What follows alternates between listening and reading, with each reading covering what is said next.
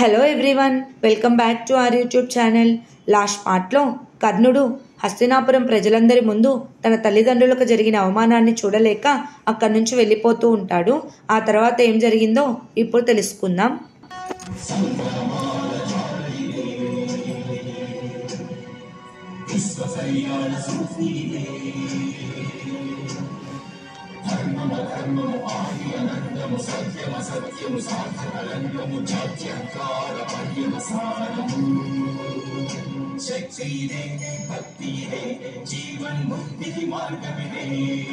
పంచమవేదసారం మహాభారతం కృష్ణుడు చూపిన లీలయిది, జీవన వేద మార్గమిది, గీత జనించిన క్షేత్రమే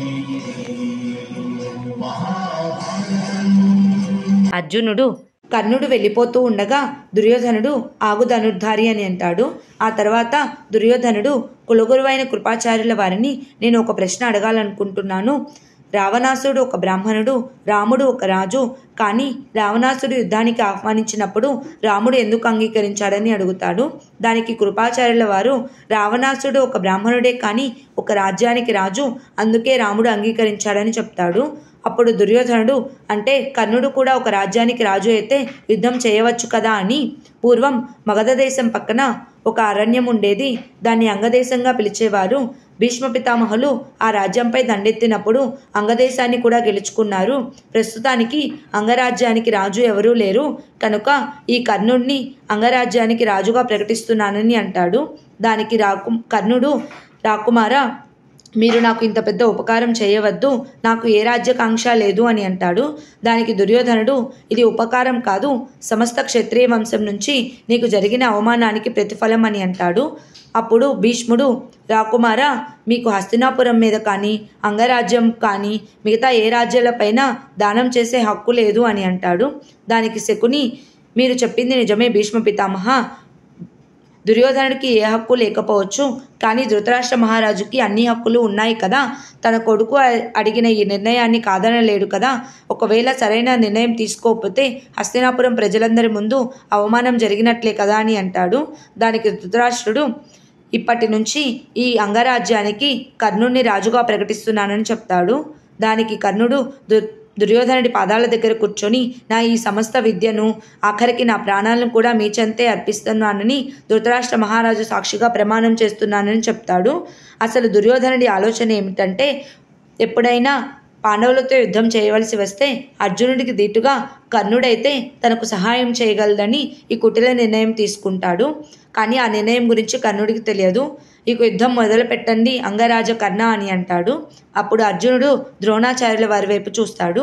శకుని ఏమి ద్రోణాచార్య, మీ శిష్యుడి మీద మీకు నమ్మకం లేదా అని అంటాడు. అప్పుడు దుర్యోధనుడు వీళ్ళపైన నాకు మొదటి నుంచి అనుమానంగానే ఉంది మావయ్య, వీళ్ళలో ప్రవహించేది మా వంశరక్తమే కాదు అని అందరి ముందు అవమానిస్తాడు.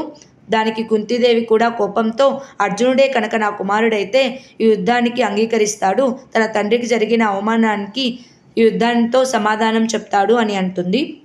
ఆ తర్వాత అర్జునుడు నేను యుద్ధానికి సిద్ధంగానే ఉన్నానని అంటాడు. అప్పుడు కర్ణుడు బాణాలు వేయడం మొదలు పెడతాడు. అర్జునుడు కూడా కర్ణుడికి దీటుగా బాణాలు వేస్తూ ఉంటాడు. అర్జునుడు వేసిన బాణాలు కర్ణుడి యొక్క కవచకుండలాలకు తగిలి కింద పడిపోతూ ఉంటాయి. అప్పుడే కుంతీదేవి అర్జునుడి కవచకుండలాలను చూసి పూర్వం దుర్వాస మహర్షి మంత్రం వల్ల సూర్యుడి వల్ల జన్మించిన పుత్రుడు గుర్తుకు వస్తాడు. అప్పుడు పుత్రుడిని వదిలి వెళ్తూ ఉండగా సూర్యుడు ఈ పుత్రుడికి కవచకుండలాలను ఇస్తున్నాను, ఈ సమస్త విశ్వంలోనే కర్ణుడిగా విరాజిల్లుతాడు అని చెప్పిన మాటలు గుర్తుకు వస్తాయి. అప్పుడే కుంతీదేవి కళ్ళు తిరిగి కింద పడిపోతుంది. ఆ తర్వాత అర్జునుడు బాణాలు వేస్తూ ఉంటాడు, కర్ణుడు కూడా బాణాలు వేస్తూ ఉంటాడు. చీకటి పడుతుంది. అప్పుడు కర్ణుడు వేసిన బాణానికి దీటుగా అర్జునుడు బాణం వేయకుండా కర్ణుడి బాణాన్ని విరిచి కింద పడవేస్తాడు. అప్పుడు ఏమైంది అర్జున అని అడిగితే క్షత్రియ నియమం ప్రకారం చీకటి పడిన తర్వాత యుద్ధం చేయకూడదు అని అంటాడు. అప్పుడు కర్ణుడు అంటే నీ చీకటి విద్యకు అవరోధమా అని అంటాడు. చీకటి కాదు, క్షత్రియ నియమాలు పాటించకపోతే నేర్చుకున్న విద్య అహంకారం అవుతుంది కానీ విద్య అవ్వదు.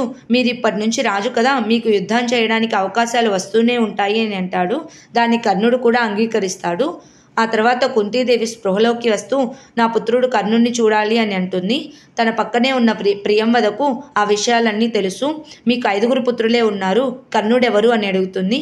అదేమిటి ప్రియంవద అలా అంటావు, కర్ణుడు నా కొడుకని నీకు తెలుసు కదా అని అంటుంది.